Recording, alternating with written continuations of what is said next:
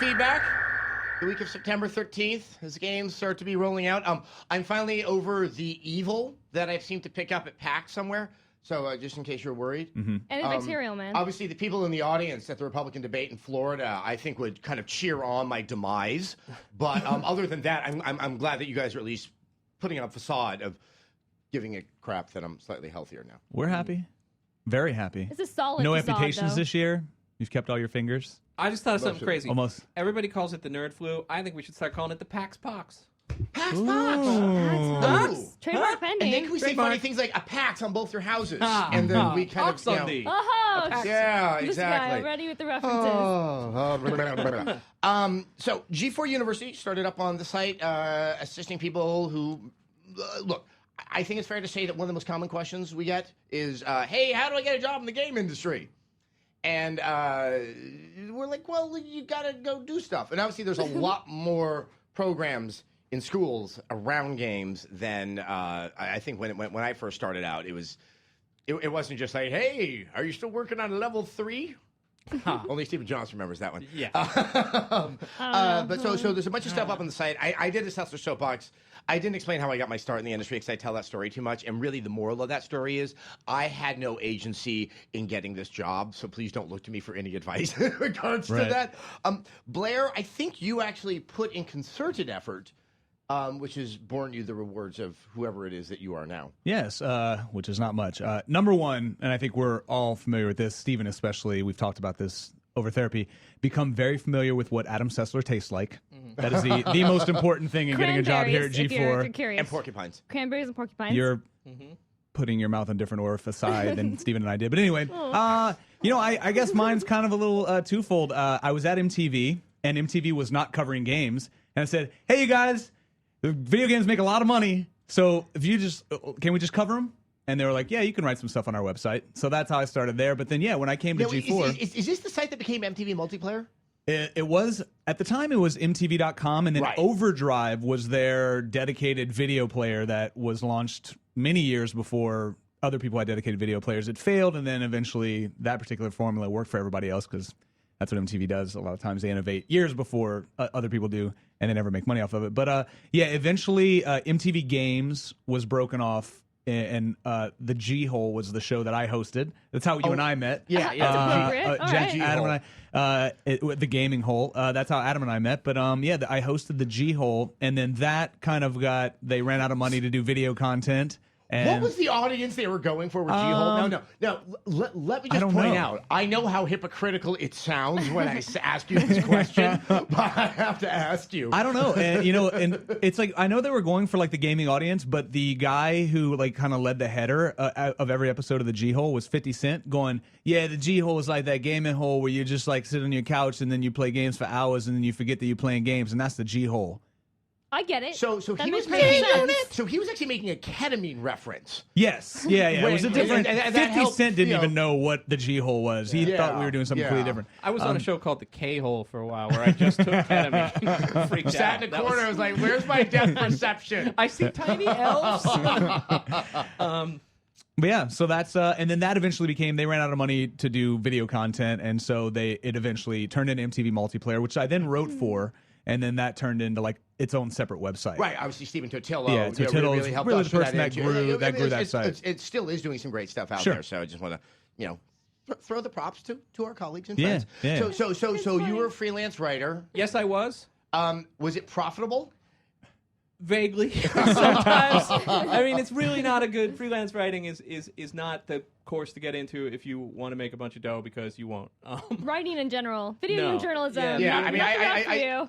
I think that's why writers tend to have that kind of aura about them, because they're satisfying the soul. They are not satisfying the Anything wallet. else. Yeah. And that's why they have that kind of like, I'm going to put patches on my elbows and kind of be a little gruff. That's exactly right. And then my good pal Frank Meyer, working the Okay. camera right there, called he me up and is. said, hey, there might be a gig opening at G4 to be the blogger for Attack of the Show. And I said, I might like that gig.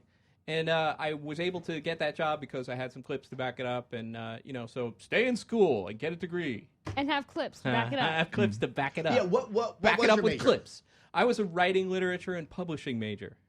Well, that would seem to be appropriate. Yeah, for no, the path that exactly. you chose. Blair, you? I'm a public relations major, Adam. Really? Yeah. Well, you do relate to the public on a That's true. relatively Yes, frequent basis. and I have a minor in creative writing. Thank you very much. Yes. Which, reading some of the most recent press releases I've seen, like the entire announcement of Syndicate becoming a first-person shooter, is definitely creative writing. Yeah. Sorry, I will try not to beat the Syndicate horse to death today. It'll be back. I'm sure you'll bring it up again. Yeah. I mean, really, a first person, I mean, I'm not saying it needs to be isometric or anything like that, but I mean, Anyway, Nicole. Yes? You are one of the newest members to the G4 family. It's true. I like the idea that the family kind of brings them in. It sounds more like the Mansons than it does a traditional Rick Perry style family. It's actually a lot like the Mansons. It's a lot more like Family. the Mansons that we're actually legally allowed to talk about. In that we But- murder people. In that we murder people. A lot of males have beards here. Yes. We call most people pigs. You know, the video game industry is a lot like the Manson family. I've never thought of that before, but it the really parallels. is. So, what brought you to our fair shores? Well, I had been freelance writing for a few years for gaming blogs and a few gaming website or magazines rather, and I started interning here and got a social media job. Then moved up to games editor, and here I am. Now, here's one thing that even Blair, as young as I believe him to be, What he says. 22 and forgive me plus if I'm 9. wrong, Nicole, but you kind of came into the idea of writing for video games during a time when video games had hit more of the mainstream. It was, absolutely. It wasn't as isolated, and let's be fair, as male oriented in industry back then. I totally, like when I was like 17, 18, I rode that gamer girl wave and I got a bunch of writing gigs from it and I got interviews for it. And I mean, the whole gamer girl term is a total buzzword and it means nothing. Yeah. But it got me some gigs. So, I mean, means I'll you're complain all the way to the gynecologically bank. oriented in a certain way, and you play games. I mean, look, any kind of hook that you have. I mean, Sure, give it's advice to stand the out. kids. Yes. Like, if I there's like some to kind point of out, hook you can have, if you're a Absolutely. chick. That Yeah. gamer girl wave, I was actually walking into the ocean when it happened, and I went bam. All right, and I'm still trying to get the same. I tried to get a lot of gigs Happened. based on being a gamer girl, but it didn't really work out Yeah, for I me. know. I can't imagine why, Steve. But advice-wise, I would say if you want to be a writer, start writing. You're not. You have to pay your dues. You're not going to get paid for a while. It's also reading. I'm a big fan of Yes, read how absolutely. others write, and not Learn just from game others. writers. We've had Read this how conversation other writers write. on our panel so many times where people are like, how do I ride for G4? And it's like, you either have to ride the gamer girl wave, which is advice we've never given, but now I will start Well, giving that advice. wasn't But advice, number it's two what is, happened. honestly, you have to read and write a bunch of stuff. But I mean, also, you really just, to be fair, also, don't assume that if stuff is being written about games now, that is considered to be good writing. Yeah. And that, that's why I say broaden your horizons. Go read, other critics and other stuff like that are out there because, I still feel that one of the biggest issues we have with game writing is that it's so inward looking and becomes this kind of echo chamber. It's true. That's why, like, the mainstream media doesn't really take it seriously and has some trouble covering it because it's not written in a way that's kind of approachable on a creative level to people that are not so well versed in the language of video games. Right. And All also right. people have the opportunity, if I may, one more time. Like 10 years ago or so when I started MTV, Gaming Week on MTV was like giving out copies of Halo to the audience members at TRL. That was the only gaming coverage they did. To where now people can, there's games on every network pretty much every single day, right? I mean, on many of those networks, it's still awkward and strange. It very much so is. Yeah, they don't really know how to do But it very well, I the don't point think. I'm coming to, though, is like back then, it was really hard to sell yourself as a games journalist or as a television pundit, in regards to video games because nobody was doing it. It didn't exist. It didn't at all. But now, the kids at home that want to do like this job, I mean, I know Adam and I get a lot of emails about how much we suck and how people should have our jobs. So my advice face-to-face. to And you most is, of them are from my mom. That's the weird part. and your mom emails me And too. It's your really mom it's quite emails odd. me. Yeah, It's weird. A lot of hatred between the two of our families. But honestly, with YouTube being what it is, people literally have the opportunity to, like, careers are built on the backs of YouTube videos. So if you have opinions and you want to get into this Put 'em sort of out thing, there. just put it on YouTube. It's free and it's an opportunity that none of us really had. I think maybe you were even kind of on the beginning I had the of web it. show that I did. Yeah. That definitely helped. But now everybody can do it. So I say Yeah, get it's on never it. been easier to do the kind of thing that you want to do, whether it's programming games, making Yeah. videos, writing. Anything that you want to do that's creative has become very The easy to do. tools are there for you. So just do whatever it. thing you want to do. Don't wait for anybody to give you a job because nobody will give you a job that's interesting. Because they'll And give it to their maybe friend. avoid that one Like track Blair on did for David me. Bowie's Hunky Dory where he goes, "Don't believe in yourself." Yeah. It always plays in my head. I don't think people should believe in themselves either. 'Cause, I yeah. think it's dangerous. Yeah, me Stalin too. did. He probably woke up one morning and said, "I'm going to be somebody." I agree. Oops. it worked out Just for a saying. while. I Sure. don't like positive thinking. I don't like all that stuff. Exactly. Teamwork, I See? hate it. Yeah, teamwork. That's why. High five. Nah. Let's not do it. We're gonna hurt our backs. Why All five? right. So, speaking of the mainstream media and the coverage of video games, I was Why? tooling around the internet You do that. on Sunday. Obviously, most of the coverage, understandably, 9/11 stuff, the 10-year anniversary. But there was this one story that was sitting there in the front page of the New York Times that caught my eye because it had this word video game in it.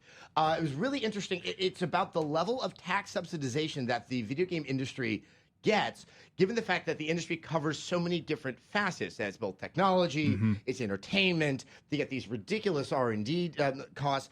It was a fascinating story, because I've always known, especially like in the state of Texas, ironically, given the AG for the state of Texas decided to support the California law, restricting the sale of video games, offer some very nice tax subsidies, and that's why companies like Gearbox, like id, are out there, because it allows them to have these very large staffs to make these games, and it encourages that level of investment. But they had this article that was kind of fashioned on, can you believe where your tax dollars are going? And the best part about this article is that they almost exclusively talked about EA. And the only quotes they have from people in the industry were from Jeff Brown, who's the head of communications for EA. And it really started to read, and I think it virtually said at one point, your mom's tax dollars helped make Dead Space 2 a gore-filled rum. Yeah. And it started to occur to me that the reason why it was so skewed towards EA is EA was the only company so jackassed enough to actually answer the phone comment. call and Right. give comment. Right. Well, I mean, it's the New York Inadvertently Times. You skewing can the tell entire no. thing to make it sound like EA, because there's one comment from Jeff Brown where they're saying that, hey, and I have to see the logic in this, that it's if we didn't take advantage of these tax breaks, it'd be like going into a store when they're having a sale and demanding to pay full price. But then he says, we're not, in essence, abusing it as much as other companies. Right. Now, of course, when EA says something like that, they don't mean other companies, they mean Activision. Right. Now, the part that I found so fascinating about that is that there's also tax breaks on export taxes, international export taxes for digital sales. That means that there's they're not paying the full taxes on, I believe, World of Warcraft subscriptions that go international. Right. I might be wrong in interpreting this. If they but- have studios and they make a product outside of the country and those products never come back to United States, there are no taxes on those products, on those studios, salaries of those studios, anything. Right. So it's just a huge incentive to have offshore, Yeah, Right. or just Jobs. set up satellite companies that kind of exist solely in that country. So, I mean, I guess the thing is, I find it very funny. I find the article itself to be a little bit kind of humorous Well, because the video game officials are the best part. According to some video game officials, like we have officials. we have officials. Did you get No, a I'm telling. badge? Don't you know that Walter Day was anonymously quoted multiple times in this as the video game No, official? what they're saying is, especially they were talking about how like research and development subsidies are go back to both our anxiety that the Soviets were going to overtake War, us with yep. Sputnik, and then the anxieties The that the Japanese. Japanese were going to overtake us, and so there's a very broad definition to what research and development is. At like the heart of it is supposed to be that whatever it is that you're researching and developing will then benefit the larger society and other businesses. Right. In essence, the video game industry has kind of benefited itself, and they're saying that's kind of unfair. It was just strange to watch the game industry get so isolated with a practice that I'm going to assume is kind of pervasive in one way or another. I mean, all we keep on hearing is what oil companies are getting, what pharmaceutical companies are getting, that, it's the whole debate that's happening in politics right now about whether or not we should be taxing a lot of these corporations that have these loopholes. Yet somehow they decided to just hone in on, the odious, evil world of video games and grandmas making Postal 2 possible. Can we not focus on why are we not focusing on the fact that somebody else who also enjoys these particular benefits, as quoted in this article, NASCAR track owners? What the is that?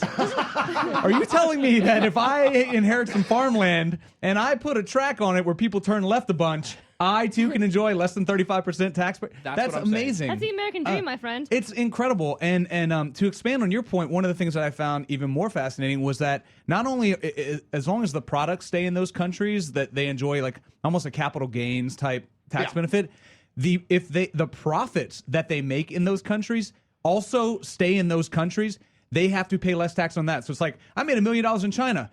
Then we just got to spend it in China, and we're all good. Because they can literally spend the money there and export into the state or imported into the States, whatever products they buy there, they just can't spend it in America, and they'll enjoy benefit. It's insane. And that issue is why, like, I'm okay with these tax breaks in America because it encourages keeping the jobs here, and it encourages studios it's are allowed moving for to the Canada. growth and experimentation. I mean, the fact is, I might have certain beliefs that I would love to see pharmaceutical companies, oil companies, tobacco companies, all the things that I consider to be evil, getting taxed right heavily and not getting those benefits. But look, the growth of the game industry, in large part, can, I think, be based on the fact that they do get these benefits. It allows for them to hire those larger teams, which is allowed for the larger games that we're getting. Yay, jobs.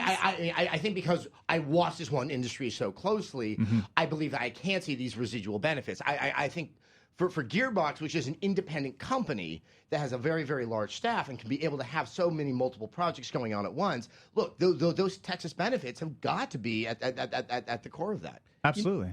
Speaking of oil companies, there was a quote in the article, which I'm going to read, which was, even oil companies have questioned why the government should subsidize such a mature and profitable industry. They have officials, too. Right. I love the idea that there's an oil exec going, that's not fair. Well, we just poisoned the entire Gulf of Mexico. It doesn't matter. It's not fair. You made Dead Space 2. That's what's crazy about the article, is that it mentions that oil companies questioned this and then does not back that up with any quote or anything. What? And it's just like, well, wait a minute. Let's assume that we're Royal Dutch Shell, okay?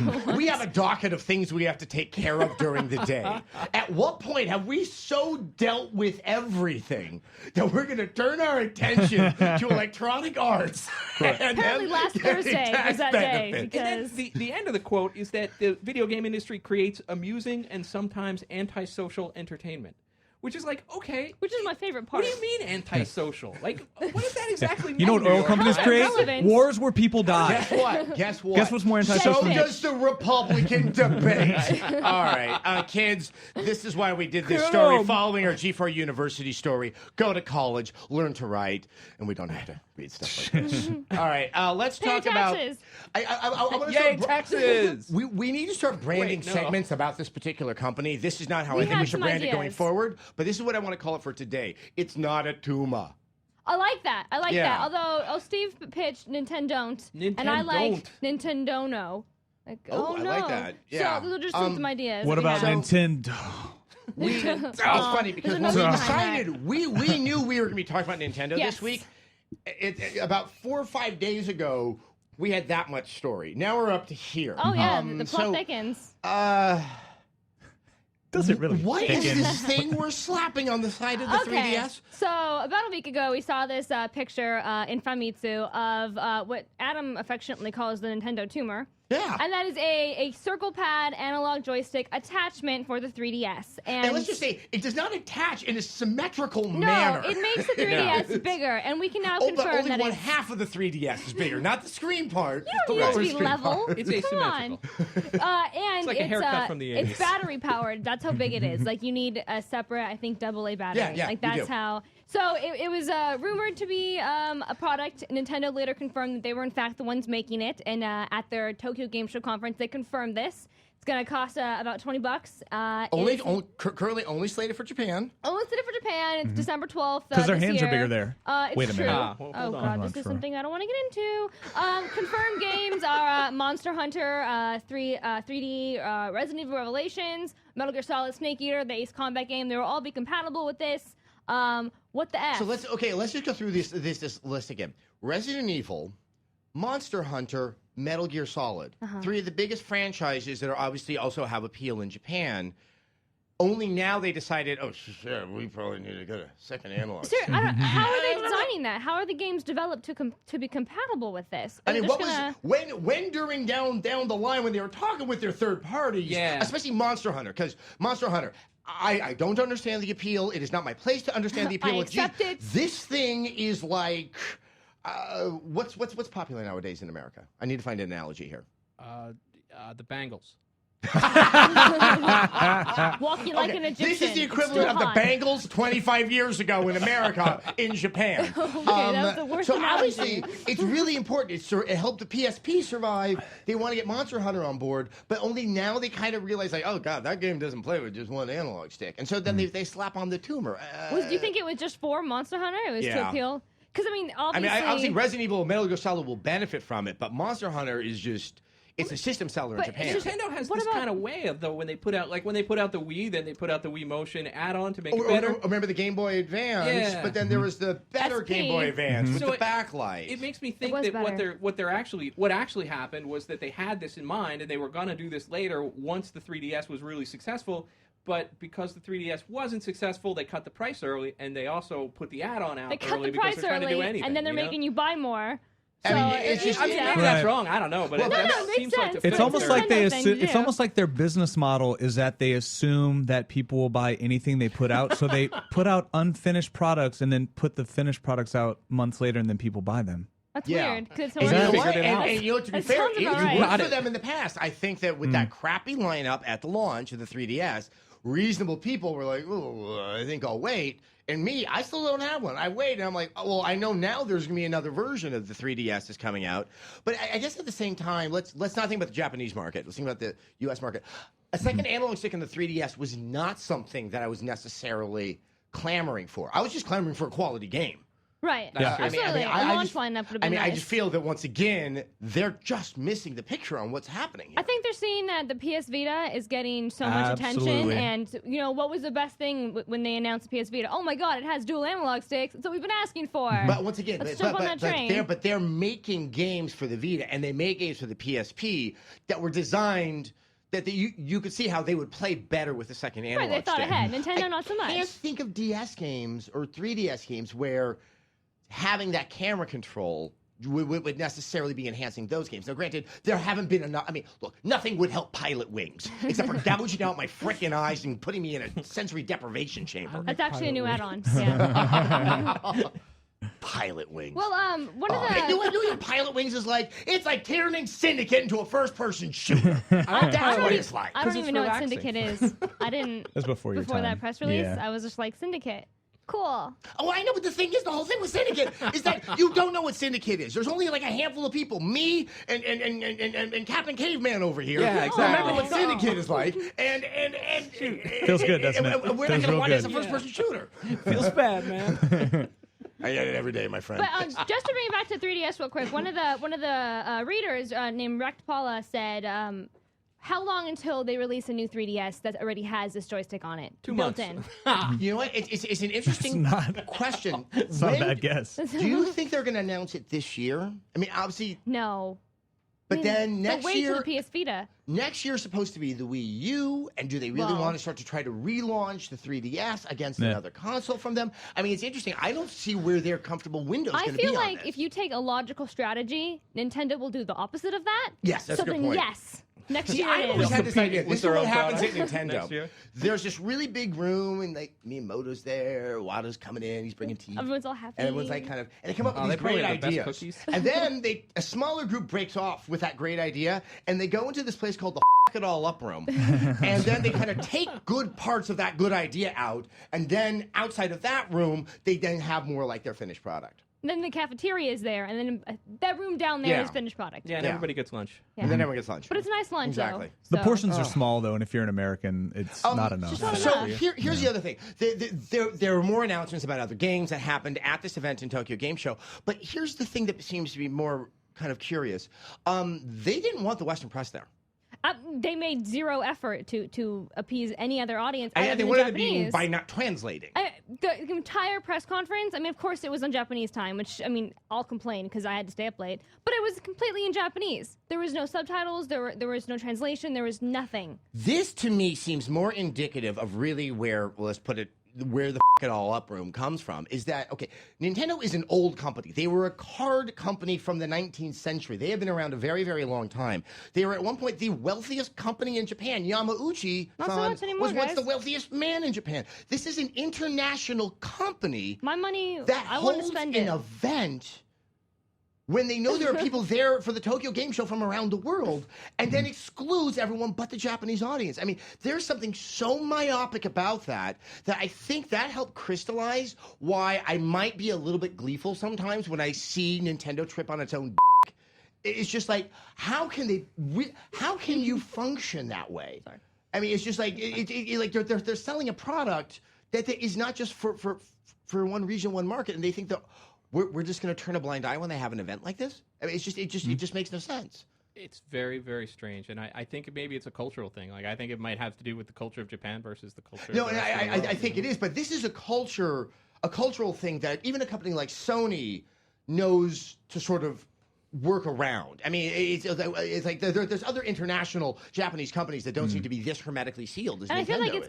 it's getting worse. Like I've Yeah. never That's the thing. past conferences I've understood and I've been addressed and It's almost like because they know things are bad for them, they're hiding behind this veneer of cultural difference that they know full well really doesn't hold much currency in the modern business era. So it was sort of a secret press conference. Yeah, yesterday. exactly. a secret press That conference. everybody in Japan knew about. And it I mean, live it's- streamed it's- on It was like a YouTube. party kind of that you weren't invited it's to, just and nobody kind of wants to like mention it. when some companies decide to be idiotic and like exclusively give their press conference to one television station in an attempt to just kind It's of like get almost that fewer viewers. stupid. Yeah. Yeah. So maybe they should all get together in a room and I can slap them with a sock filled with horse manure. That's Interesting WC feels statement, like. Adam. And quarters. Also, how about this syndicate business? Huh? I know. Well, I mean, I Can don't- you I believe don't- they're I don't making that wanna- into a God. first?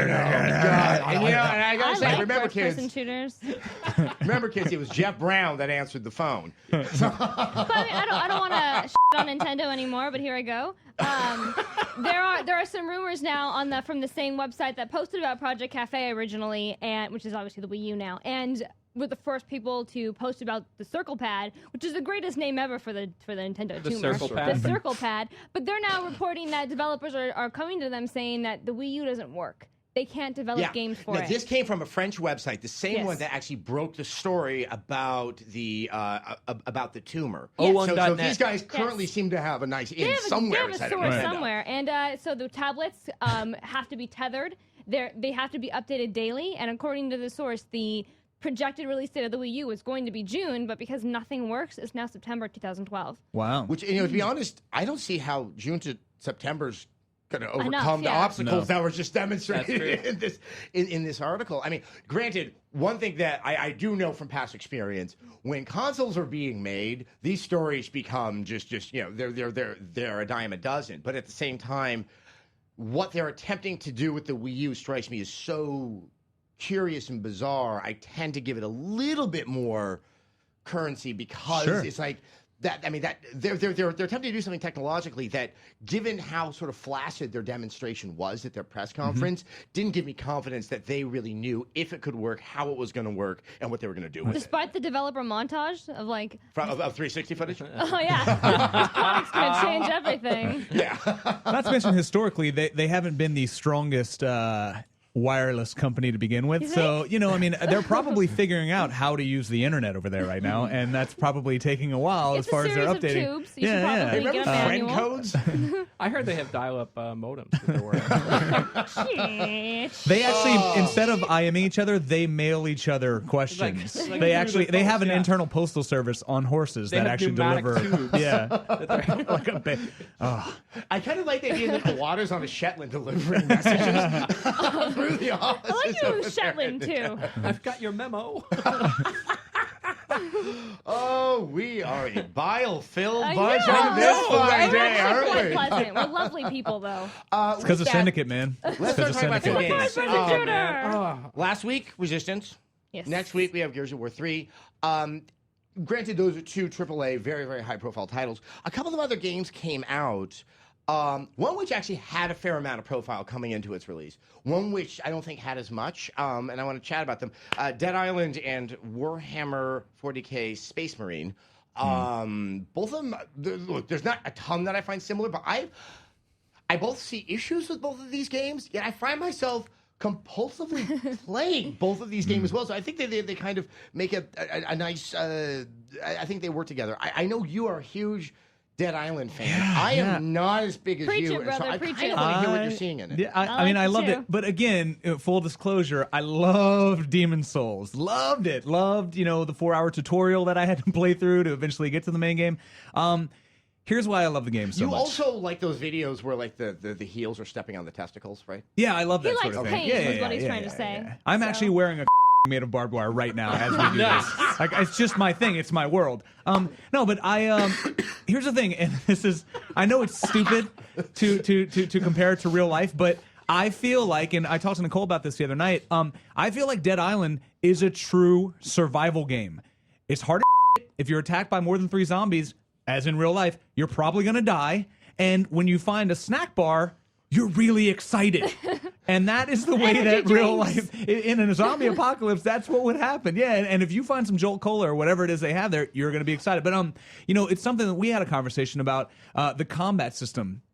Again, I'm a huge fan of Demon's Souls. You have to learn how to play. You have to relearn game combat with this game. I mean, the closest it's to is Condemned. Absolutely. But I mean, to me, it felt a little bit looser than Condemned. Like, I do feel that depth mattered as much in Condemned as it does here. But also, I want to keep my distance a lot more from these zombies. It really does, and that is how Demon's Souls was. But like, I also watched Jessica play it, and she played it far different than I did, and she died a lot more because she went in like we do in games now, and just wade in and swing. And like with me, I'm a lot more tactical. Like I know the thug, I probably want to cut off his arms if I can. Gotta throw machetes at him. Yeah, you got to cut off it. And there's just you have to kind of refigure it out. Also, though, I did not experience any of the game destroying glitches that other people playing single player. I've only been playing a single player. Really minimized. Yeah, I was single player and I had a lot of games. I think I'm just very, very lucky in that regard. But I've just been enjoying the hell out of it. And you know what it probably is? It's probably that crown of thorns you have on. Because I gotta take the counterpoint. Rodeo. And have exactly the opposite opinion. I couldn't stand it. Like. I tried playing it, and I just found it so unpleasant. I found the controls to be so clunky, and the overall presentation after playing Deus Ex, which is so slick, just to play something that is so sort of like just felt bad. And then I start playing, and somebody else jumps in my game without me having invited them, and I don't know who they are. Start hitting you. Yeah, I don't know who they are. Yeah, I never experienced that either. You didn't have within 10 minutes there was some stranger Once in my again, game. no one goes into your games because of your crown of thorns. That might be it. I did have to speed up the look sensitivity and movement sensitivity, and that changed the game quite a bit for me. Maybe that's what it is, but I just and I didn't like.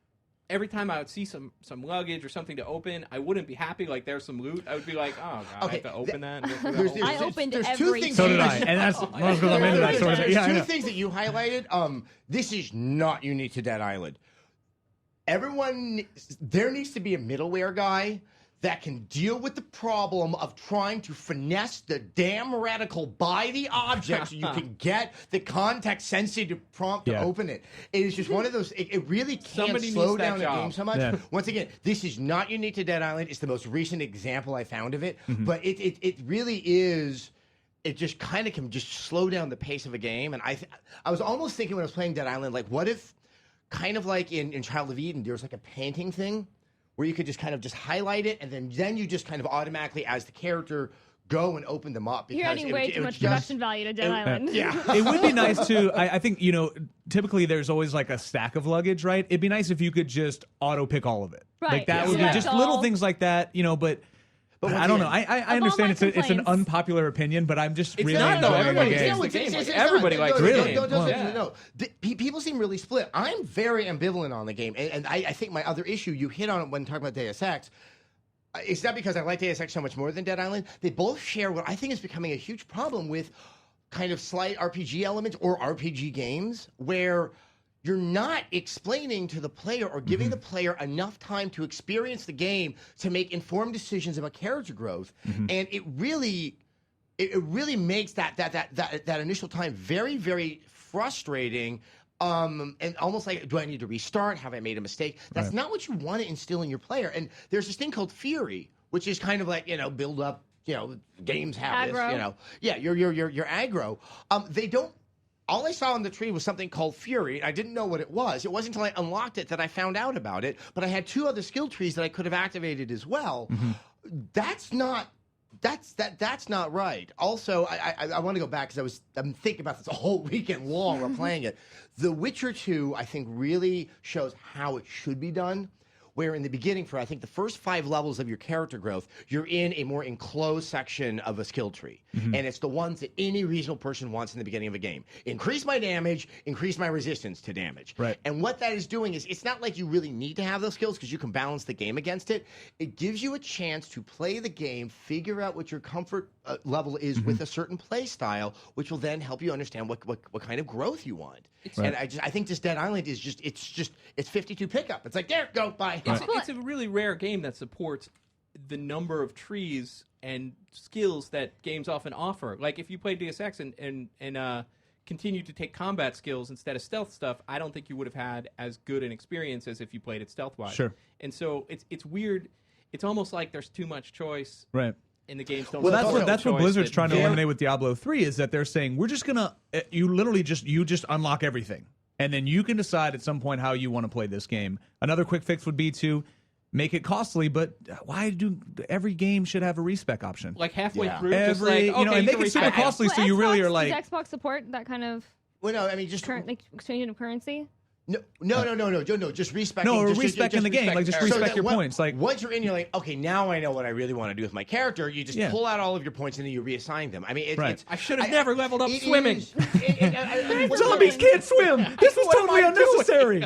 I mean, I don't want to slam these devs out there who are dipping their toe into RPG waters, but look, they're only very, very high caliber. The BioWares, the Todd Howards of the world that have had so much experience that they can have that much open choice and know how to balance their game against it. There really is nothing wrong, and Blizzard of all people, to say, let's narrow that option so that we can design to that and have a much stronger play experience for everybody. To bring it back to Dead Island, I didn't personally have a problem with the skill trees. It just very much reminded me of Borderlands skill tree, and so I just instinctively knew what they did. But, I mean, I think that we need to, if we're done on skill trees, can we focus on the fact that this game wasn't finished? Yeah. Like, there still isn't, to start, they released the Xbox 360 dev build on Steam, and then they did fix that. which is kind of awesome, by the way. I don't know how you do that. It's amazing. I mean, that's just like the top of all the mistakes they've made. And then the day one patch, which it's like day 9, and there's no day one patch. Right. And it will fix 40 issues, and some of the problems I had in the game is like, because Blair and I were talking, and one of our favorite strategies of gameplay is throwing in our knives. And there would be parts in the game where I would die, and it would respawn me at a different checkpoint, not the checkpoint I'm at, and my weapons are gone. And my knives is gone. My knives are gone. Where's my upgrades spiteful are diving gone, knife? And those type of game-breaking glitches, and some of there was a mission where you had to get gas, and my truck got stuck. The gas. You make the game sound so exciting when you say that. I had to carry the gas tank. I have all a the mission way where I back have to the get some milk location. this afternoon. You can't run when you're carrying. You run slower. Man, that's a bigger problem. And we've talked about this. We talked about it at our panel at PAX. It's a big problem that the industry has now, and that is, we have the ability to release patches so we don't have to finish the game before we put it out. And Yes, you do. I don't know what happened in this instance. I do know of some stuff I've talked to people that PSN outage did slow things down. And granted, we're talking about, I think we've all played it on 360, but I wouldn't even be surprised if I'm willing to allow for the fact that the PSN outage could have still had development slow down even on 360 online. I don't know for a fact, but at the same time, I think what it's highlighting here is games are being finished too close to their release date. Like, yes, I understand you need return on your investment, but yeah, you need that safe window. I mean, I cannot wait to talk about Gears of War 3, which had 6 extra months they didn't know they were going to have to work on their game. But that was a rare case, because usually you want to meet a release date because you want to make the stockholders happy. In this case, Microsoft was like, hey, our stockholders would be a lot more happy if we had a holiday their stockholders have so many other things to worry about right Dead now. Island, they're still trying to figure out how to work their Zunes. It's not going to work. It's not going to work. The companies behind Dead Island seem like they're relatively new to putting out AAA games, and that could have something to do with it as well. They made quite a few games, as Matt Kaya pointed out. Why do they seem new to me? They have a litany of racing games they made, which, given how bad the driving is in Dead Island, is a real point of curiosity. It's awful. Not only am I not used to driving on this side of the car, but I can't look to my right. And when you're on the right side of the car, you need to be able to look to the right. Why the are thing. you on that side? I mean, Where is Benoit? It's in New Guinea. So, like I said, I'm coming down somewhere in the middle. I'm not experiencing all the glitches, but like I said, I have this compulsive desire to. I mean, when I actually went out over the weekend, I thought I might just get a strat guide, because there's certain games that I don't love them, but I kind of want to play them, and I just want to take the burden off of me trying to figure it all out. So I'm going to go to a book. Apparently, no one carries strat guides. They don't. That's so cute. But the internet does. But I really kind of was getting into accomplishing the goals and stuff like that, and seeing my character grow. Right. Once again, sort of knowing deep down inside, like, this is not that good a game. But more importantly, the last thing I want to talk about with Dead Island. Remember the trailer? Yes. Okay. What a I bummer. kept on saying that trailer was a little bit misleading, and I'm not saying I was expecting Memento running backwards. Right. but the trailer kind of offered up a sense of some emotional depth. This father and a child. Yeah. I start this game, and it's got a pretty nasty quality to it in terms of just it's just something But that theme I don't want to song- say sadistic, but a little just Voodoo, kind voodoo, of bitch. yeah, but just there is no father character. Any of that stuff that looked like an interesting way of dealing with that sense of survival by giving it emotional weight seems to fall by the wayside, and you have deeply stereotypical characters to the point that one of them was codenamed in the code feminist whore. Yeah. Yeah, that was Way a to go. problem. But it's Bravo. really Very nice. hard. Look, in their defense, it's so hard to balance misogynism and family values. It's Yeah. like, no, I mean, people have not found a way to do Especially that. when you're yet. trying to develop the Two- game. So hard. This stuff, okay, this Also whole in their cold thing we defense. call feminist More whore. women. This is not the first time that happens.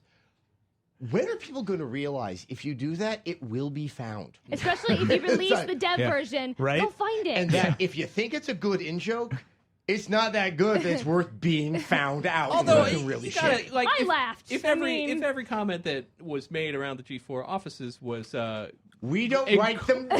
yeah, you're right, you're right. There's And a got a sell point. them to others. No, that's true, we so don't. The other game, which I still think Which makes a is a good good parallel. thing. Nicole, I know you played it. Yes. I just kind of picked it up on a whim because I just wanted to shoot something after playing Resistance because I like shooting things in Resistance. Warhammer 40K Space Marine.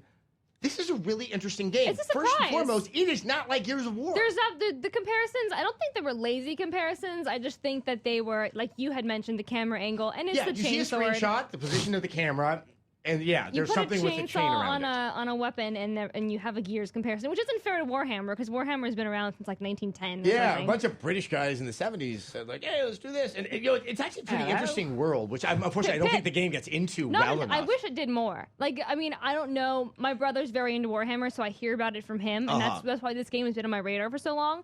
But I wish they had explained more about the Warhammer universe. It makes the assumption you're already a fan, which I don't think that brand holds as much currency, As at least in wish the they U.S. did. I think this could have been a wonderful entry because the characters you're playing, as the game goes on, I'm like, these aren't necessarily on the side of good. They're kind of these sort of techno fanatical weirdos, Power-hungry. borderline proto-fascist. I don't know. It's interesting stuff. But I mean, Great costumes, great outfits. Where the game really fascinates me is that there is shooting. But It's the game moves so secondary. fast, and there's so many enemies that you're not using your iron sights like you would in Gears, Mm-hmm. and the enemies are rushing you so much that like there's a little bit of shooting, and then you got to get into melee. But and this then is not a You're shooter. moving very, very quickly. It's the pacing of the combat in this game is absolutely sublime.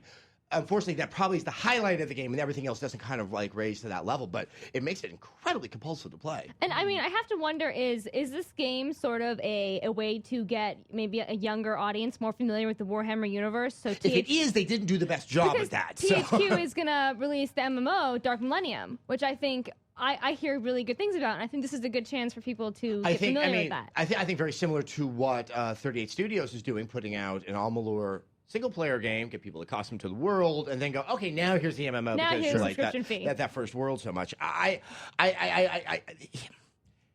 The level design in this game is pretty generic, but once again, the combat is so fun that like I'm able to look past it. Once again, it's just something compulsive. Also, as with Resistance and a lot of other games I'm playing, everyone's doing such good work with headshot squishy sounds. I mean, it's like this is the year of the squishy headshot, and it's so satisfying. Year of the squishy It's like what I headshot. think I want to do is, you know, like those things that people put on to go to sleep, like whale sounds Dolphin or like noises. I want the squishy sound, and just hear it ever so Again often. and again. It's just that sense of That's actually satisfaction, kinda disturbing. and I'm doing something right. But nonetheless, we have both said this game is not like Gears of War. Not at all. But to the outside, uninformed observer, it's fair to make that correlation.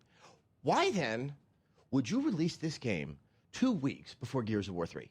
I mean, it's just THQ Because it seems to be wouldn't doing make it better and otherwise. better with the quality of their games, but their decisions in terms of releasing titles But, I leaves mean, me just a little bit They had. perplexed. I get why they released Homefront before the Call of Yes. Duty Yeah, Battlefield, yeah, and they yeah. had to release this before the tidal wave that's coming next week. But just as with Dead Island, where we think that they should have sat on that game to make it work, here's a game that I think could have found a wonderful audience and has no hope in hell, in my opinion. outside of Warhammer fans because of just the time period, and it's right up against a game that people are going to be making comparisons with. So that's why you think it's not going to do well, just the timing? I think timing is just like, look, it's fundamentally a new franchise. At least their treatment of it and their initiating of it. Do you think there's enough Warhammer fans, though? I mean, maybe that's the idea. I think in Europe Warhammer there is, fans. but once again, they could have maximized more profit on this. I mean, it's just like once I'm actually really excited for Saints Row the Third, especially with that latest trailer. That came out. Me too. Because this game looks like just stupid silliness. 40 Once weeks again, of DLC. but we're getting it in November, the middle of November, when you're at the tail end of major releases. It's going to be a great February game. Right before Mass Effect. It will be. Oh, February is MLR. But that's not going to be good for the bottom line of THQ, who I want. Like I said, I think is making good strides in terms of putting out quality product. I'm rooting for them, that's for sure. Yeah. I don't know. It's your Warhammer. Give it a chance. Give Warhammer a chance. all we are saying. There's one thing to Warhammer a take chance. away. Look at that. Look at how we Warhammer, what is it good transitioned for? from these bitter, spleeny people at the beginning of the hour into these really nice, just like, come on, give it a shot, That's because everybody. we were talking about Nintendo with all their games for kids and all And- that nice stuff and all trying to appeal to And people. cheap plastic. and tax rebates Yeah. for rich people. And NASCAR track owners. What about Syndicate? All right, so let's. What about Syndicate? You know what? I was like in the middle of that dream when I was taking a nap on Angelina Jolie's lips from 10 years ago, and then suddenly you have to say Syndicate. Sorry. I mean, she was healthier back then. They had a lot more body. I mean, it could have been that collagen stuff that people do. That wears off. Let's go to a question of the week. And maybe this question of the week will help give us a sense of what our disposition will be here at the conclusion of another fine feedback. G4 Punisher 1. Does that mean he likes us? Or maybe he likes to punish punishing us. Yeah. Blair, do you want to comment on this? My penis wrote this question. Crown of Thorns. Why did Dead Island have to have a busted autosave that goes off whenever it wants to? Space Marine had a similar autosave feature. Why did games facing the... I think... it's interesting that he's focusing on the autosave. Yeah. Because... The autosave did mess up a lot. Yeah. Oh, no, it does. It does completely, but there's a lot. I mean... I found myself fast traveling to make sure the game saved so that I could start over on that Please save, where I please save. wanted it Blair, to.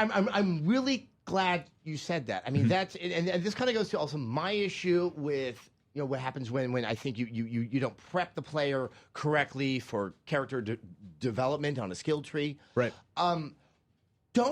It's fine to make the player anxious if there's a zombie around the corner. Don't give him anxiety that he's playing the game wrong or the game itself will attack you. I mean, that really is, I think, that just a basic core of game design and how you're going to develop a fidelity from your player. Right. I mean, okay, let's go to the game that you love so much, Demon Souls. That game is hard as hell. But the game isn't necessarily getting in the way of the player. No, because it saves every 12 seconds for one. But honestly, I think, look, I was a guy in Diablo 2 that would open a town portal every time I entered any room that I didn't know what was in that room. So just give me the ability I will save before I turn every single corner in this game, if you just allow me to do it. But that's the type of player I am. But yeah, I mean, I literally, like, it was one of the things that was really annoying, where it's like my dog is on the couch, like, I have not taken a in 17 hours, Dad, so if we need to do this right now, I'm going to poo on the couch. And I'm like, but I don't know where the game saved, Breeze, so you're going to have to hold off while I find a fast travel location so I can, just poo, whatever. Button. Whatever. There's plastic on that. But, yeah, it's true. But I think it's very arbitrary. They're literally just like, let's just have the game save whenever we feel. It feels like. Yeah. Not even major events. I don't want to beat up on Techland because they're not like Nintendo. They have some redeeming qualities. They definitely wouldn't remake Syndicate. Scrappy, and let's be fair, there's interesting, very good ideas that are inside of Dead Island. But there is a funny thing that I think was far more prevalent about a decade ago, where you could almost hear kind of the wicked laughter of the developer. In like, ha ha ha, you'll never get past this one. Yeah. And that's an attitude I feel is present in Dead Island. And I think that... It's like having a dungeon master that cheats, man. Yeah, I mean, but there's something counterintuitive. I would like to think you want people to play your game. And yes, you should give people a challenge. That but, challenge you shouldn't know, be it's saving. like things like autosaves are like should be one of the most important things that you think about in the early stages of development of a game. Yeah, and a good autosave is one that you never are even aware of. Resistance. Like, yeah, resistance is Demon's good. Souls. Actually, Warhammer. To be fair, Warhammer, I've only had to replay a handful of sections, but I've never had to replay the section before the section that I really needed to replay. I definitely Right. appreciated and that. like, you know, that really is. Even though we play games for a living, we got things to do. Our dog's got to poo, man. The dog has to The That's dog a has to universal poo. problem. Dog has to poo. Well, with that sentiment, which I think might become the new tagline for feedback, the dog has to poo. Dog has to poo. And my crown has thorns. Can I think we're veto going to have that? to Do bid I have everyone the to authority jail. to- One of the things I think is going to be fun for next week, especially in light of what we just chatted about with Warhammer, Gears of War 3. Mm-hmm. It's, you know, it's happening. All those threes are coming, and there's big games, much to talk bitches? about, a lot to chew Three. on. That's not impressive. Maybe we'll get to talk about who lives, who dies, if anyone dies. okay. Will we be allowed to talk about Probably that? not. No. Probably. We don't want to spoil it for anyone, so we won't spoil it for you. We'll talk about the top level pros and cons of Gears of War 3, and hopefully we'll have more exciting things from Nintendo. And You you can know count what? on it. And maybe EA will make more comments when they probably shouldn't. So Fingers kids, crossed. remember, the dog has to poo. Don't pick up the phone. Hi, I'm Blair Butler, and if you like comics or you watch the Fresh Ink segment on Attack of the Show, guess what? I review brand new comics every single week on Friday. Just go to g4tv.com/freshink and you'll have comics galore, a virtual waterfall of comics, although that would bend them and that would decrease their value, which is terrible.